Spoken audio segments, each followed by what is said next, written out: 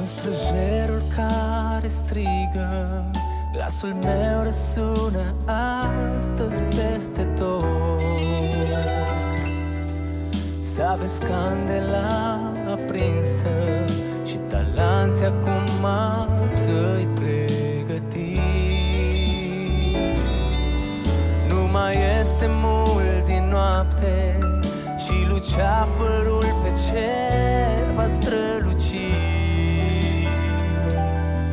Strig acum întâia oară, ascultați-mă din somn să vă treziți. Vine Domnul, vine iară, vine iară acela ce ne-a mântuit. Vine Domnul, vine iară, să ne ia și să ne ducă sus în cer. Vine Domnul, vine iară, vine iară acela ce ne-a mântuit. Vine Domnul, vine iară, să ne ia și să ne ducă sus în cer.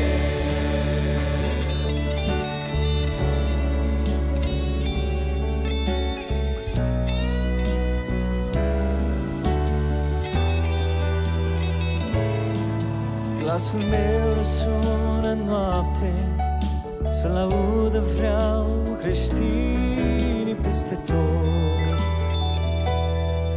Iată împăratul vine și pașii lui se aud mai clar în depărtări. Lasă lumea și păcatul, încurat să-ți fie haina ce o porți. Strig acum a doua oară, ascultați-mă din somn să vă treziți. Vine Domnul, vine iară, vine iară acela ce ne-a mântuit. Vine Domnul, vine iară, să ne ia și să ne ducă sus în cer.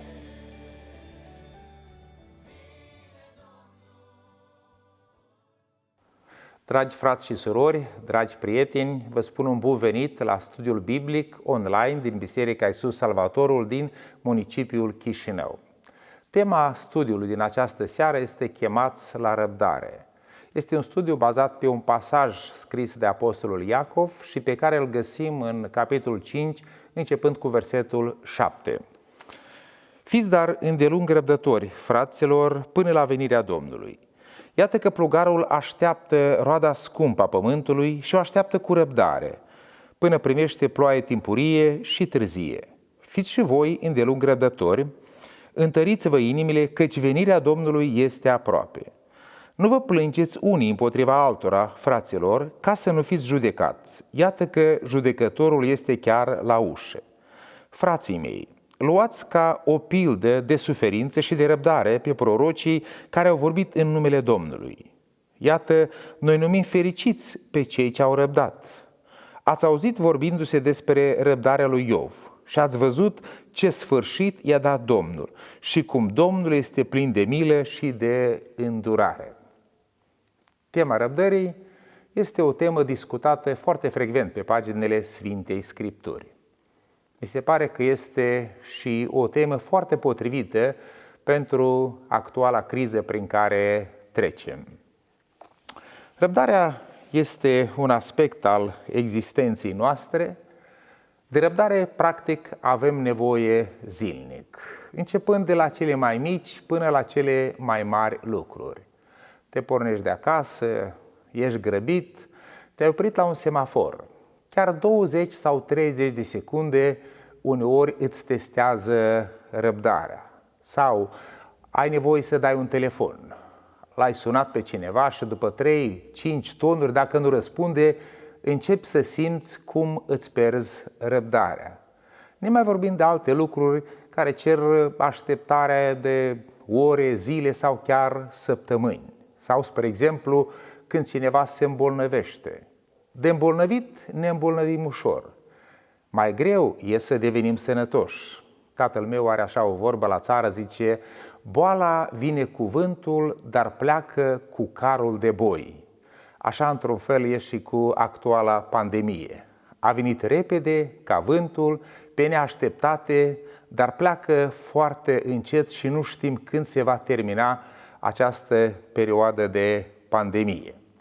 Apostolul Iacov tratează problema răbdării la începutul cărții sale și apoi la sfârșitul ei, adică în capitolul 1 și apoi în capitolul 5. Spre exemplu, dacă ne uităm în capitolul 1, chiar începând cu versetul 2, el scrie următoarele cuvinte: Frații mei, să priviți ca o mare bucurie când treceți prin felurite încercări, ca unii care știți că încercarea credinței voastre lucrează răbdare. Dar răbdarea trebuie să-și facă desăvârșit lucrarea, pentru ca să fiți desăvârșiți, întregi și să nu duceți lipsă de nimic. Așadar, răbdarea despre care vorbește apostolul Pavel, ea este necesară în toate încercările vieții, oricare ar fi ele. Și avem felurite încercări, cum spune el, dar răbdarea lucrează în noi desăvârșire sau perfecțiune. Ea ne ajută să ne maturizăm, să fim oameni mai pregătiți pentru orice situație a vieții. Dacă ne uităm în dicționarul explicativ al limbii române, acolo putem găsi următoarele sinonime pentru cuvântul a răbda. A răbda înseamnă a suferi, a suporta, a rezista, a îndura, a se stăpâni, a persevera, a spera. Toate aceste verbe, ele exprimă de fapt diferite aspecte a ceea ce înseamnă să răbzi. Avem și expresii populare pe care probabil mulți le cunoaștem. Spre exemplu, când cineva nu mai poate, își pierde cumpătul, controlul, se spune și-a ieșit din răbdări. Sau, dimpotrivă, dacă tu îl scoți pe altul din situația în care el este așa calm, liniștit, spune l-a scos din răbdări. Sau când cineva abuzează de răbdarea altuia, este o altă expresie populară care spune, zice, îl hrănește cu răbdări prăjite. Așa sau altfel, răbdarea, repet, e o parte esențială a vieții și a existenței noastre. Dar în această seară vrem să ne uităm la, de fapt, un aspect al răbdării despre care Iacov vorbește aici în capitolul 5. El face două afirmații legate de răbdare, mai exact vorbește despre îndelungă răbdare, dar vorbește despre răbdare și îndelungă răbdare în raport cu venirea Domnului. Dacă ați observat, el a scris următoarele cuvinte: fiți dar îndelung răbdători, fraților, până la venirea Domnului. Și apoi versetul 8 reia acest gând și spune: fiți și voi îndelung răbdători, întăriți-vă inimile, căci venirea Domnului este aproape. Așadar, în raport cu venirea Domnului, avem nevoie de îndelungă răbdare. Spuneam la începutul acestui studiu că tema răbdării este o temă potrivită pentru criza prin care trecem. Tema răbdării este foarte potrivită și atunci când vorbim despre venirea Domnului. Ori de câte ori trecem printr-o criză asemănătoare cu cea prin care trecem acum, oamenii vorbesc mai des despre sfârșitul lumii, despre venirea Domnului, despre răpirea bisericii. Subiectele acestea au intrat pe ordinea de zi și în această perioadă de pandemie. Sunt foarte multe discuții legate anume de venirea Domnului, de ziua Domnului, de ceea ce urmează să se întâmple. Și în contextul în care vorbim despre venirea Domnului, vreau să vă atrag atenția din nou la un element extrem de important.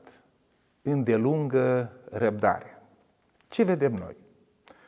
Din păcate, nu vedem prea mult apel la îndelungă răbdare, ci dimpotrivă vedem tot felul de teorii, presupuse profeții care încearcă să ne spună că iată, deja Domnul vine. Poate unii ați reușit să vedeți, mi-a trimis cineva un link despre un video în care un frate relativ tânăr povestește tipurile în baza descoperirilor pe care le are, în baza Sfintei Scripturi, că în anul 2028 va veni Domnul. Cel puțin atunci când am privit eu acea emisiune, avea peste 1 milion de vizualizări.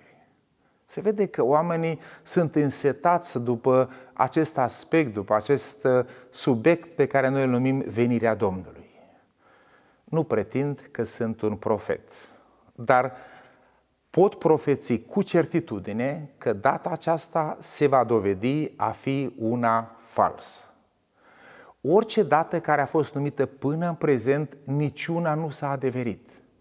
Și motivul este simplu, pentru că ai însăși cuvintele Domnului Iisus Hristos scrise în Evanghelie după Matei, în capitolul 24, versetul 36, în care îl spune: despre ziua aceea și despre ceasul acela nu știe nimeni.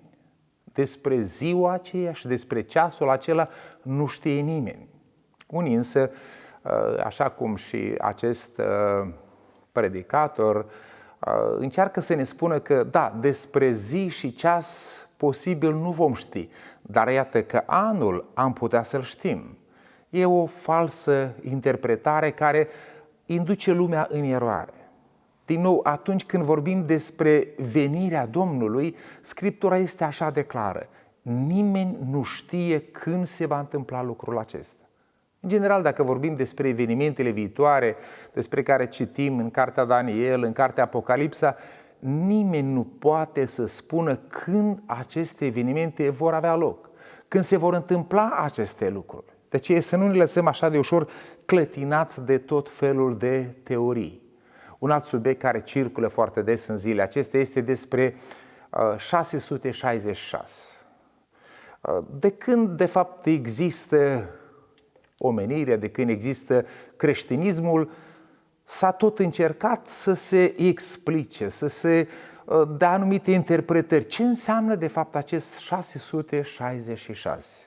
Acum, mai recent, circulă această interpretare că e vorba de un chip care va fi introdus odată cu noul vaccin, care încă nici nu s-a elaborat, dar iată că se va porni o campanie de chipizare a tuturor oamenilor de pe fața Pământului. Uităm că asemenea teorii au existat de sute și mii de ani de zile și niciuna nu s-a adeverit. Una din ele, care a existat la începutul anilor 90, așa, nu știu dacă cineva își mai aduce aminte de ea, a fost apariția barcodurilor. Când te duci la magazin și cumperi un produs, pe spatele fiecărui produs, sau mai bine zis, pe spatele ambalajului fiecărui produs, există un anumit cod numeric, care este numit barcod. Au fost atâtea încercări de a arăta că, de fapt, acel barcod înseamnă 666. Și faptul că tu nu vei accepta barcodul, nu vei putea să cumperi nimic din magazin. O altă falsă teorie despre care am uitat, dar acum, iată, vorbim despre așa presupusele sau zisele chipuri care, iată, deja ele sunt pregătite și tot ce a rămas este ca ele să fie introduse fiecăruia din noi. Deși când citește în cartea Apocalipsa, vezi așa de clar că acolo unde este vorba despre fiară, despre acest număr al fiarei, când este vorba despre acest număr pe care li se va cere să fie acceptat, se spune clar că ei se vor închina fiarei. Altfel spus, noi va trebui să stăm în fața unei alegeri conștiente. Cui te închini? Care este Dumnezeul căruia tu te închini? Și asta contează foarte mult și acest lucru nu ar trebui să scăpăm din vedere. O altă temă așa abordată frecvent zilele acestea este guvernul mondial. Se pune la cale organizarea, crearea unui guvern mondial care va guverna toată populația Pământului. Toate țările se vor supune acestui guvern mondial. Nu avem nici măcar cât e negru sub unghie un temei să presupunem așa ceva. Uitați-vă ce se întâmplă în țările noastre, uitați-vă ce se întâmplă în familiile și chiar în bisericile noastre. Câtă dezbinare, câtă divizare, cât apel facem noi spre unitate și vedem în loc de unitate dezbinare, ură, vrăjmășie. Ne mai vorbim între țări, lucrul acesta se vede. Despre care guvern mondial vorbim astăzi? Deci toate aceste teme sunt aduse în spațiul public ca să ne sustragă de fapt de la adevărata așteptare a venirii Domnului, să ne sustragă de la acea îndelungă răbdare despre care Apostolul Iacov vorbește așa de clar în epistola sa. Un alt subiect este Antichristul. Ca și 666, de fiecare dată când apare un oarecare lider, imediat cineva vine și interpretează, gata, acesta e Antichristul. Ori de câte ori apare o anumită personalitate, imediat se găsesc unii care îi găsesc tot felul de texte din Scriptură și se spune că acesta e Antichristul. O perioadă îndelungată și printre altele chiar și astăzi mai circulă această interpretare că Papa de la Roma este Antichristul. Până în prezent au fost peste 200 de papi, dacă nu greșesc, actualul este al 266. Bine că nu este 666, dar ori de câte ori e vorba despre Papa de la Roma, gata, acesta e Antichristul. Din nou, vorbim despre lucruri care ne sustrag de la, de fapt, persoana Domnului Iisus Hristos. Noi suntem chemați să vorbim și să-L predicăm pe Iisus, nu să vorbim despre 666, Antichrist, guvern mondial, să vorbim despre 5G, despre care recent tot am vorbit într-un mesaj aici la Biserica Iisus Salvatorul. Ești acesta un subiect atât de popular astăzi și ești uimit să vezi cum inclusiv creștini de ai noștri s-au lansat într-o campanie de colectare a semnăturilor, ca nu cumva Republica Moldova să fie introdus 5G. Bine că nu-i 6G, pentru că iarăși orice e asemănat sau are o legătură cu cifra 6, imediat este pus în categorie 666. Cum poate o undă electromagnetică, o frecvență să fie atribuită acestei dimensiuni demonice, diabolice?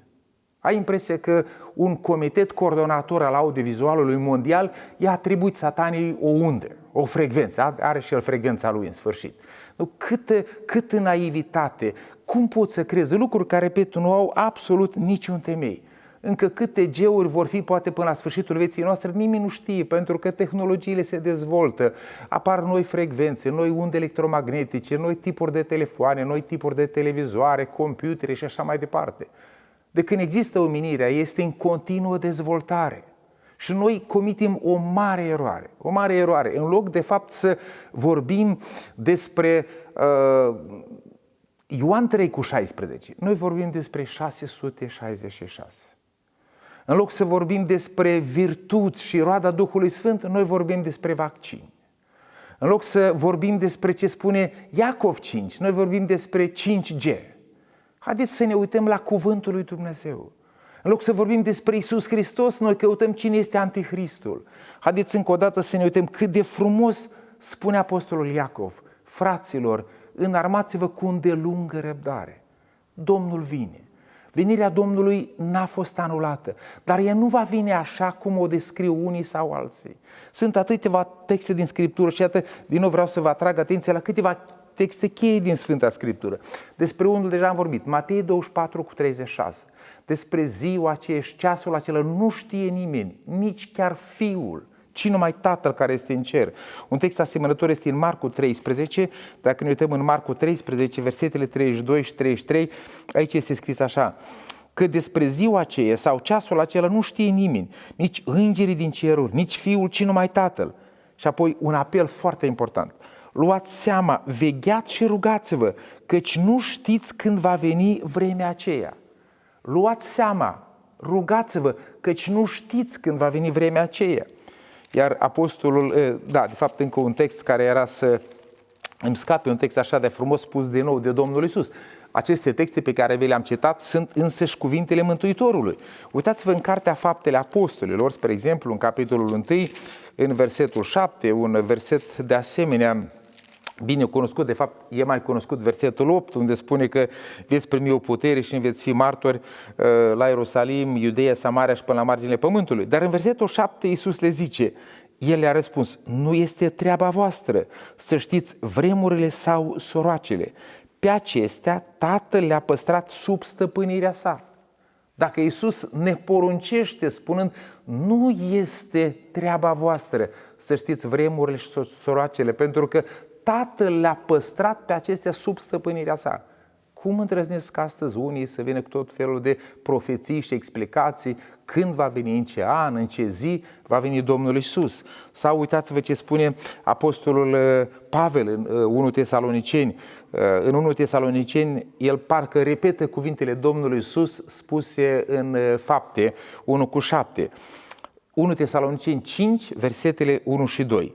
Cât despre vrem și soroace, n-aveți trebuință să vi se scrie, fraților, pentru că voi înși vă știți foarte bine că ziua Domnului va veni ca un hoț noaptea.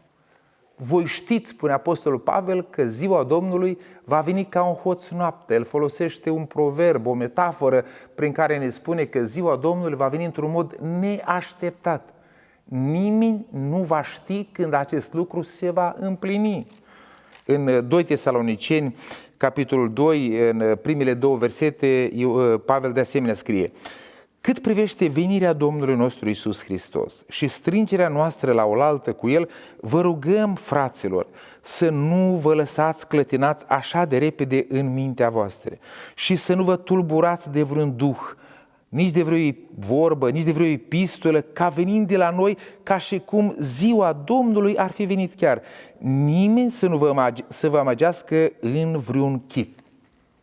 Cu 2000 de ani în urmă, Pavel scrie acest pasaj către biserica din Tesalonic și parcă îl scrie pentru noi astăzi. Zice să nu vă lăsați tulburați de vreun duh, de vreo epistolă, de vreun link pe care ți-l trimite cineva, de vreo prorocie pe care chipurile o are cineva. Nimeni să nu vă amăgească nici într-un chip, spune Apostolul Pavel. Sunt mirat să văd cum deseori mulți frați și surori se lasă înșelați, se lasă amăgiți când textul Scripturii, care este un cuvânt al prorociei făcut atât de puternic pentru noi, ne spune atât de clar. Nimeni nu știe când se vor întâmpla lucrurile acestea. Și atunci ce ne rămâne? Ce e de făcut? Primul răspuns, deja ne l-a dat Apostolul Iacov, zice: fraților, fiți dar îndelung răbdători. De la noi se cere să răbdăm, să așteptăm cu răbdare venirea Domnului. Cu siguranță El va veni, dar El vrea ca noi să așteptăm lucrul acesta. Să-L așteptăm, am văzut în Evanghelia după Marcu, Iisus spune: vegheați și rugați-vă, căci nu știți când aceste lucruri se vor întâmpla. Deci suntem chemați să răbdăm, să avem răbdare și îndelungă răbdare. Suntem chemați să ne rugăm și tot în această epistolă a lui Iacov, mai jos în continuarea versetelor de la 13, 14, 15, Apostolul Iacov aduce în discuție rugăciunea. E nevoie de rugăciune, e nevoie de răbdare, e nevoie să ne rugăm, e nevoie să veghem, e nevoie să așteptăm cu credință. Prin urmare, suntem chemați să răbdăm, să ne rugăm, să așteptăm, să credem, să sperăm, să nu ne pierdem nădejdea noastră. Dacă revin la pasajul din 1 Tesaloniceni, capitolul 5, Pavel acolo folosește un limbaj metaforic, așa cum ați observat deja, când el zice că Domnul va veni ca un hoț noaptea, și mergând mai departe, el folosește alte două metafore pe care le pune în contrast: lumina și întunericul, fiii luminii și fiii întunericului.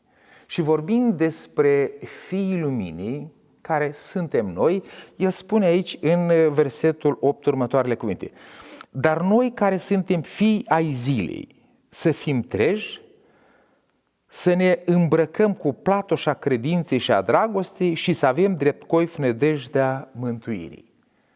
Pe lângă răbdarea despre care vorbește Apostolul Iacov, îndelungă răbdare la care el ne cheamă, Pavel zice să ne îmbrăcăm cu platoșa credinței și a dragostei. În Efeseni, vorbind despre toată armătura lui Dumnezeu, Pavel zice acolo scutul credinței, aici zice platoșa credinței.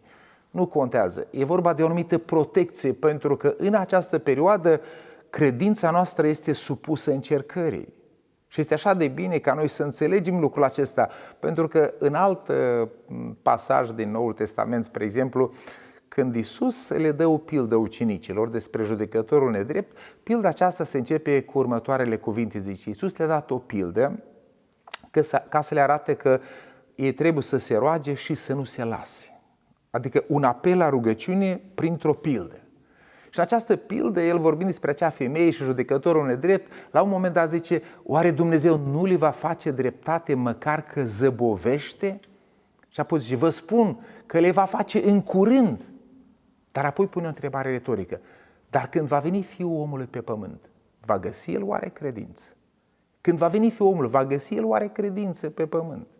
Iată întrebarea. Și Pavel zice că fiii zilei, fiii luminii, ei trebuie să se îmbrace cu acest scut, cu această platoșă a credinței, cu platoșa dragostei, pentru că și dragostea e o calitate care trebuie să ne caracterizeze pe noi.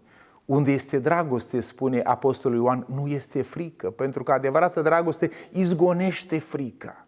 De ce să ne temem de tot felul de 5G, 3D6, guvern mondial, antichrist, nu știu ce, când tu îl ai pe Iisus? De ce să te temi de un presupus semn al fiarei pe frunte și pe mână, când pe fruntea ta este scris în numele Domnului Iisus Hristos, care e salvatorul tău? Așa spune cartea Apocalipsa. Și apoi zicând, să avem drept coif nădejdea mântuirii. Nădejdea, speranța, să nu renunțăm la această nădejde a noastră. În a doua sa epistolă, Apostolul Petru, în capitolul 3, în versetul 15, el spune așa niște cuvinte foarte interesante, vorbind despre Domnul Iisus Hristos și răbdarea lui Hristos. Zice, să credeți că îndelunga răbdarea a Domnului nostru este mântuire. Petru vorbește despre îndelunga răbdare a Domnului Iisus. Și apoi face un apel, zice, fraților, să credeți că îndelunga răbdare a Domnului este mântuire. Coiful mântuirii. Dacă îți pui pe cap coiful mântuirii, atunci vei fi protejat de tot felul de teorii și săgeți și linkuri care circulă astăzi. Chiar dacă ele circulă. Vorba, dacă nu greșesc, a lui Augustin, care spunea că nu poți opri ca păsările să zboare deasupra capului tău, dar poți să le interzici să-și facă cuib în capul tău. Iată ce contează. Că ai dat de un link sau altul, nu contează așa de mult. Ce contează este dacă nu cumva ai lăsat ca acest link, această informație să se cuibărească în tine, să-ți fură pacea, credința, dragostea de care ai nevoie. Suntem chemați, repet, la această pace, dragoste, nădejde, bucurie. Și în 1 Tesaloniceni, după cum ați văzut, Pavel le pune din nou această triadă frumoasă, credința, nădejdea și dragostea. Ele trebuie să ne caracterizeze pe noi atunci când e vorba de așteptarea zilei Domnului. Și apropiindu-mă de încheiere, Apostolul Iacov aici face un lucru interesant, adică pe lângă accentuarea importanței răbdării și îndelungii noastre răbdări în raport cu venirea Domnului nostru Iisus Hristos, Iacov ne oferă exemple, sau mai bine zis, ne dă drept exemple. Zice, frații mei, luați ca pildă de suferință și de răbdare pe prorocii care au vorbit în numele Domnului. Ei, ce exemplu frumos! Noi nu vorbim despre proroci mincinoși, despre pseudoproroci, despre presupuși proroci. Vorbim despre proroci care au vorbit în numele Domnului. Gândiți-vă la Isaia, Ieremia, Daniel, Ezechiel și toți prorocii pe care îi avem în Biblie. Ei au prorocit în numele Domnului, dar ei trebuiau să se înarmeze cu răbdare, știind că cei ce au prorocit ei nu se va împlini în timpul vieții lor. Ei nici singuri nu știau când aceste lucruri se vor împlini, pentru că au prorocit așa fiind călăuziți de Duhul lui Dumnezeu. Au transmis cuvântul pe care Dumnezeu le-a pus în inimă și pe buze. Un alt exemplu frumos spune aici mai jos, iată, noi numim fericiți pe cei ce au răbdat. Ați auzit vorbindu-se despre răbdarea lui Iov. Prorocii sunt un exemplu de urmat. Iov este un alt exemplu de urmat. Prorocii, așa cum spuneam, au prorocit, dar nu s-au învrednicit să vadă împlinirea prorociilor lor. Au trebuit să rabde, să se înarmeze cu această îndelungă răbdare. Iov a suferit și sunt unii care suferă. Suferim din cauza bolilor, din cauza nedreptății, din cauza unor necazuri care intervin în viața noastră. Dar iată că Iacov ne-l pune drept exemplu, fericitul Iov. Iov a fost fericit prin faptul că a răbdat și pentru că a răbdat, Dumnezeu este Cel care l-a de fapt binecuvântat. Dumnezeu este Cel care a răspuns la răbdarea și suferința lui. Domnul i-a dat un sfârșit. Ce sfârșit i-a dat Domnul? Cum Domnul este plin de milă și de îndurare. Și un al treilea exemplu, cel mai frumos exemplu. Nu cred că este un exemplu mai frumos și presupun că anticipați despre ce exemplu vreau să vă vorbesc acum. În 2 Tesaloniceni, capitolul 3, versetul 5, Apostolul Pavel vorbește atât de frumos despre acest exemplu demn de urmat. Domnul să vă îndrepte inimile spre dragostea lui Dumnezeu și spre răbdarea lui Hristos. Domnul să ne îndrepte inimile spre dragostea lui Dumnezeu și răbdarea lui Hristos. Fraților, cât de frumos vorbește Scriptura. Ne oferă cel mai înalt exemplu de răbdare și îndelungă răbdare. Răbdarea lui Hristos. Nimeni dintre noi nu poate să spună am răbdat prea mult. Mi-i de ajuns. Mi s-a terminat răbdarea. Nu mai am putere. Nu mai sunt în stare de fapt să le îndur pe toate. Nimeni dintre noi n-a răbdat, n-a îndurat mai mult decât Domnul nostru Iisus Hristos. Așa că în această seară de studiu vorbim despre răbdare. Vorbim despre rolul răbdării în viața noastră. Vreau să vă îndemn. Atunci când suntem confruntați cu diferite încercări, cum spune Apostolul Iacov, să privim cu bucurie lucrul acesta, știind că încercările aduc răbdare sau lucrează la răbdarea noastră, iar răbdarea ne face să fim mai desăvârșiți. Cei care au avut și au crescut copii în viață, cu siguranță au experimentat acest lucru. De câtă răbdare este nevoie ca să crești un copil. Dar ai această răbdare pentru că îl iubești. Dragostea ea îți oferă, e o sursă de răbdare pentru tine. De-aia probabil și frumos Pavel le-a pus, zice, îndreptați-vă inimile spre dragostea lui Dumnezeu și răbdarea lui Hristos. Dumnezeu are multă răbdare cu noi, îndelungă răbdare cu fiecare dintre noi și cum spunea Apostolul Petru, îndelungă răbdarea Domnului înseamnă mântuire. El ne rabdă ca noi să fim mântuiți. Așadar, e nevoie de răbdare. E nevoie de răbdare în raport unii cu alții. E nevoie de răbdare atunci când trecem prin felurite încercări. Și e nevoie de îndelungă răbdare când vorbim despre venirea Domnului nostru Iisus Hristos.